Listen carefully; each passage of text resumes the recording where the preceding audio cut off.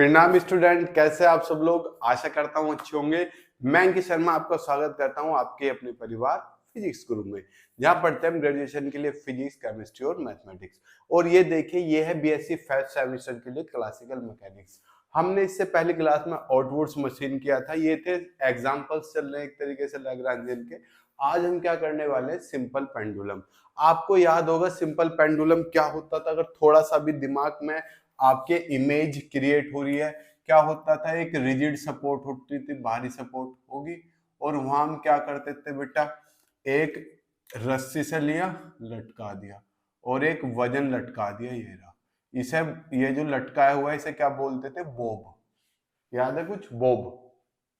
अब इसे ऐसे ले गए और ऐसे छोड़ दिया। मान लो एक किसी टाइम इस पोजीशन पे है, यहाँ पे किसी टाइम इस पोजीशन पे है, हो गया। कोई समस्या इसमें? छोड़ देंगे तो ये क्या करेगा, ऐसे ओसिलेशन करेगा।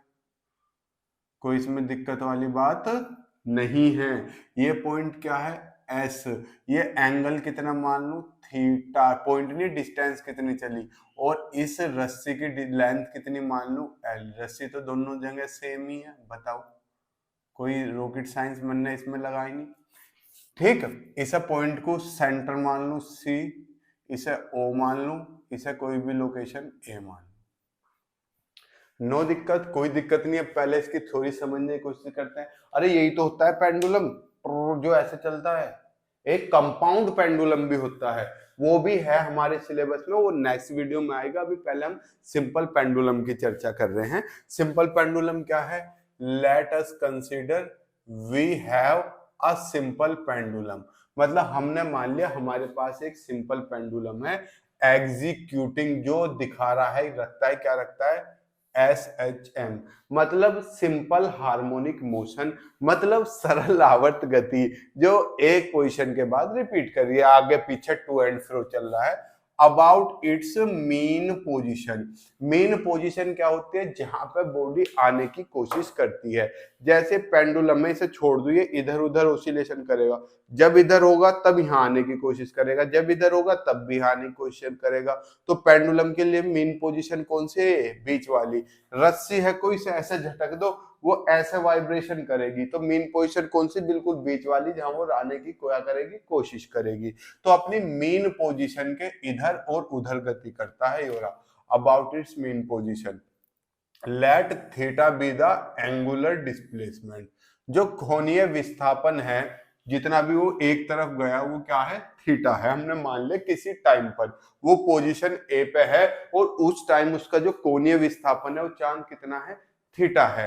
And L be the effective length, और इसकी जो प्रभावी लंबाई है वो कितनी है, एल।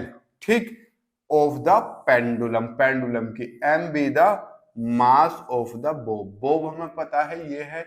इसका द्रव्यमान हमने कितना मान लिया, एम मान लिया। नो दिक्कत, बड़ा इजी था। अब इस डेरिवेशन को करके देखते हैं। पहले हम इसकी काइनेटिक एनर्जी निकालते हैं। काइनेटिक एनर्जी क्या होगी, काइनेटिक एनर्जी किसकी, ऑफ द सिस्टम, सिस्टम की। Kinetic energy of the system is given bye, हम यही तो करते थे। हट जा बेटा, कोई कीड़े पतंगे आ रहे हैं बेटा तुम्हारी पढ़ाई पे। अरे यही तो होता था, L बराबर T माइनस वी, ये काइनेटिक एनर्जी होता था।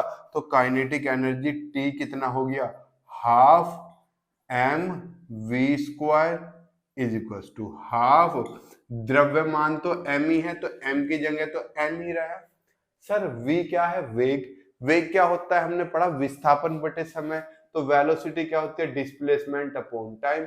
यहाँ x की जगह कितनी दूरी चल रहा है, बोब। बोब की वेलोसिटी की तो बात कर रहे हैं। अरे बोब जो टुर टुर चल रहा है, इसकी बोब के डिस्प्लेसमेंट कितना है, s। तो कितना आ जाएगा, ds बाई dt का होल स्क्वायर। समझ गए।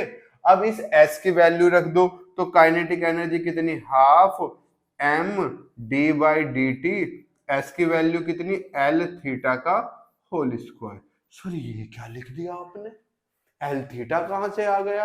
अरे चांद सूरज मेरे, इसमें मैं फालतू फंड की बातें बताऊंगा, देखना।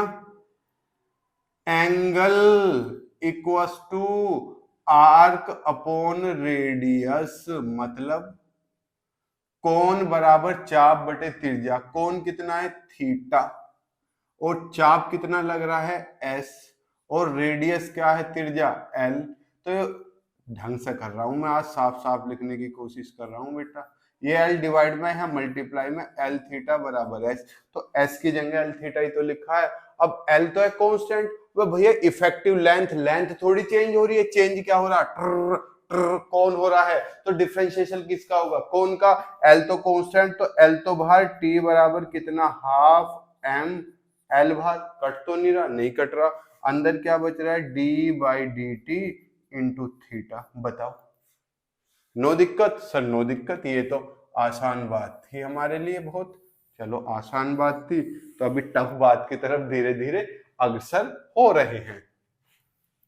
अब यहां देखो तो t बराबर कितना आ गया हाफ एम स्क्वायर था तो एल स्क्वायर ना आएगा बाहर, अब स्क्वायर है तो स्क्वायर आ गया एम एल स्क्वायर।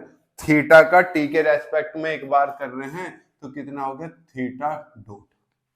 सेम जैसे हमने ऊपर कट रहा है, जैसे हमने क्या किया था इससे पहले किया था ऑटवुड्स मशीन में, सेम वही प्रोसीजर मैं यहां अपना रहा हूं, यही प्रोसीजर मैं कंपाउंड पेंडुलम में अपनाऊंगा। तो आपको मेन फोकस किस पे होना है प्रोसीजर पे, और ये डॉट पे भी ज्यादा ध्यान रखना है तुम्हें। ये क्या होगी इक्वेशन नंबर 1। अब मैं क्या निकालूंगा इसकी पोटेंशियल एनर्जी, ठीक, potential energy of the system is given by, बताओ कितनी होगी पोटेंशियल एनर्जी। पोटेंशियल एनर्जी को V लिखते हैं, कितनी होगी एम जी हाइट।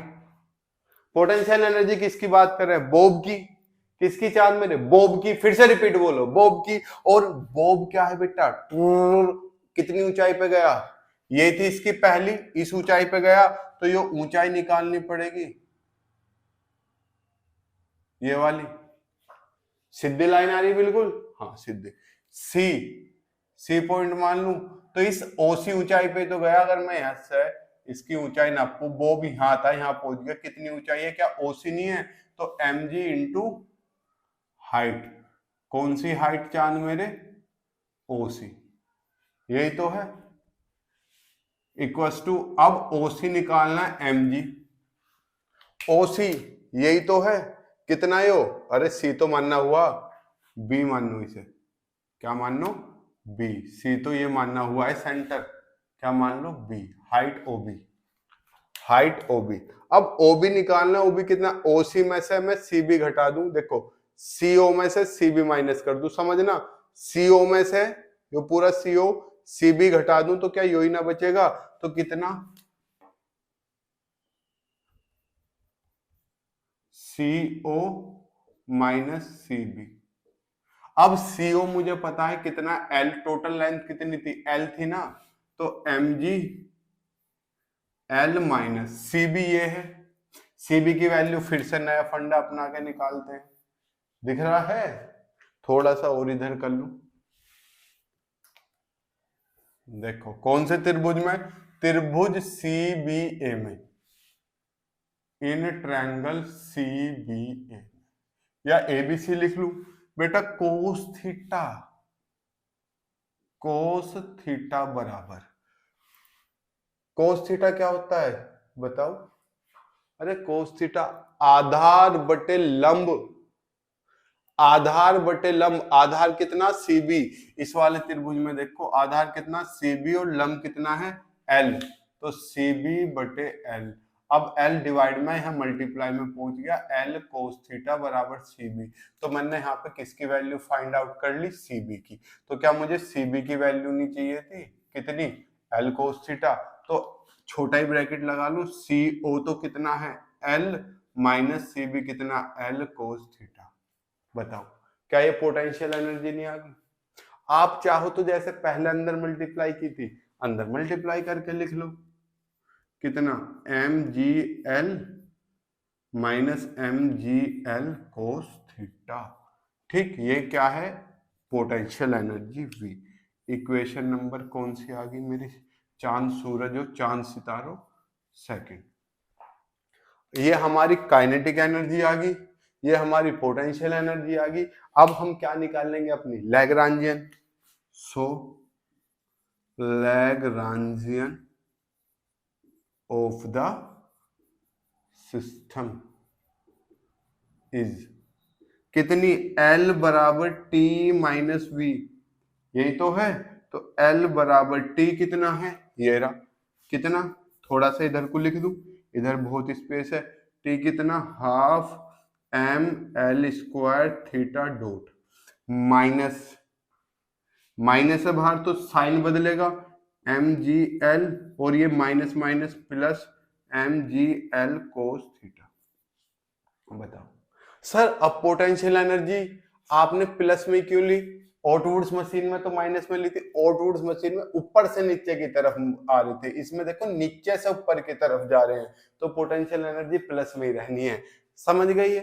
अब हमें क्या लगानी है बेटा, आपको लगानी है लैग्रांजियन इक्वेशन। वो क्या थी, याद हो, D by D T curly L upon curly Q के dot minus curly L upon curly Q के बराबर 0। यही तो थी, मैंने बताया था क्यू के, क्यू कोऑर्डिनेट को रिप्रेजेंट करता है, थीटा था तो थीटा आ जाएगा, और एक्स था तो एक्स आ गया था। तो अब मुझे इसकी जरूरत है, इस वाली वैल्यू की और इस वाली की। तो इसका डिफरेंशियल कर दूं एक बार थीटा डॉट के रेस्पेक्ट में और एक बार थीटा के रेस्पेक्ट में। तो जब मैं थीटा डॉट के रेस्पेक्ट में करूंगा, curly L upon curly theta dot बराबर, तो ये तो 0, क्योंकि इसमें थीटा डॉट नहीं है, इसमें थीटा डॉट नहीं है, बस इसमें है। तो हाफ एम एल स्क्वायर तो कांस्टेंट, जब थीटा डॉट का करूंगा, ध्यान से सुनना, वापस से सुनना, बार बार सुनना, थीटा डॉट का भी क्या है, हमने जल्दी जल्दी में मिस्टेक कर दी, क्या है यहाँ पे स्क्वायर, तो यहाँ पे भी क्या आएगा स्क्वायर।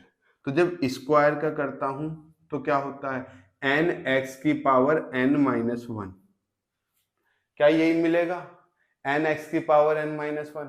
अरे बताओ नलायको, यहाँ पे स्क्वायर नहीं था, तो ये स्क्वायर हम लिखना भूल गए थे, तो हो गया। चलिए सर, अब हम क्या कर रहे हैं, हम कर रहे हैं इसका थीटा के रेस्पेक्ट में करें। तो ये डॉट वाला तो 0, क्योंकि इसमें थीटा है ही नहीं, इसमें भी थीटा नहीं, ये भी 0, बस थीटा इसमें है, M G constant, L B constant, cos theta का डिफरेंशियल माइनस साइन थीटा, तो इसमें माइनस आ जाएगा। लो जी, बताओ, हो गया। अब ये सारी वैल्यू किस में रखेंगे हम, लैग्रांजियन की इक्वेशन में। पहले पूरे का स्क्रीनशॉट लो, ले लिया, इधर का रफ कर दूं, बहुत साफ साफ लिखने की कोशिश की है मैंने ताकि आप समझ सको। लो, मैंने इधर का क्या कर दिया, रफ कर दिया। ये इक्वेशन 4 5 मान लो, 2 नहीं, 2 तो मान ली, 3 4 मान लो। ये इक्वेशन क्या है चांद मेरे, ये वाली, दिस इज इक्वेशन 3 और दिस इज इक्वेशन 4। ठीक, वी नो, क्या जानते हैं हम, लैग्रांजियन इक्वेशन ऑफ मोशन। ठीक, लैग्रांजियन इक्वेशन ऑफ मोशन कितनी, D by D T curly L upon curly Q के dot minus curly L upon curly Q के बराबर 0। या मैंने क्या बताया, डी बाई डी टी क्या लिख लोगे, curly L upon curly Q के की जगह पे क्या लिख सकते हो, थीटा लिख लिया, minus curly L upon curly theta is equal to 0। कोई समस्या। ये इक्वेशन नंबर क्या है, 5। क्या करेंगे, 3 और 4 की वैल्यू 5 में रख देंगे using equation 3 and 4 in equation 5।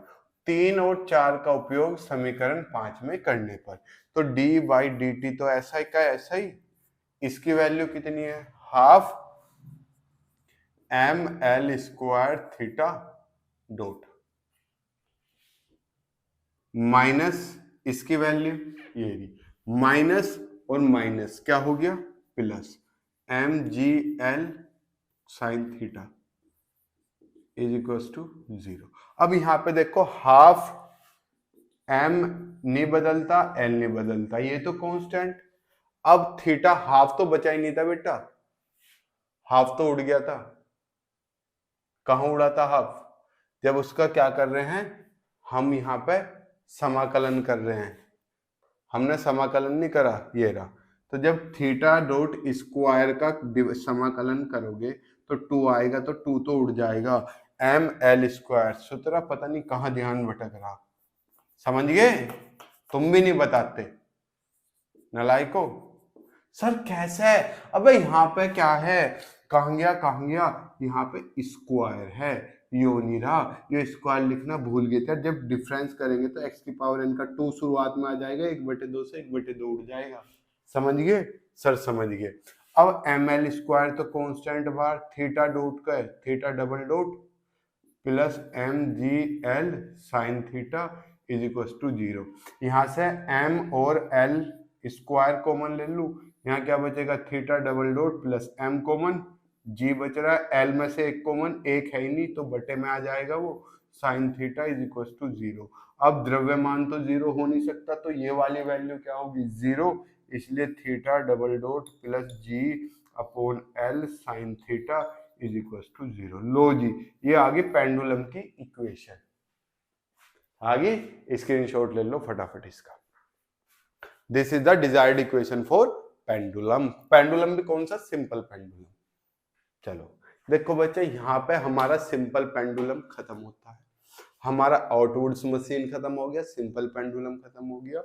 कल की क्लास में आपका क्या, एक तो कंपाउंड पेंडुलम खत्म हो जाएगा और हैमिल्टोनियन चल पड़े। कल इसी वाली बुक की 2 क्लास कर फिर से लाएंगे। मैं सोच रहा हूँ 5-10 दिन में ये बुक क्या कर दूं, खत्म कर दूं स्पीड के साथ, एक दिन में 2-2 3-3 वीडियो लाके। ठीक है, मिलते हैं आपसे नेक्स्ट क्लास में, तब तक के लिए जय हिंद, जय भारत, प्रणाम, शुभ संध्या।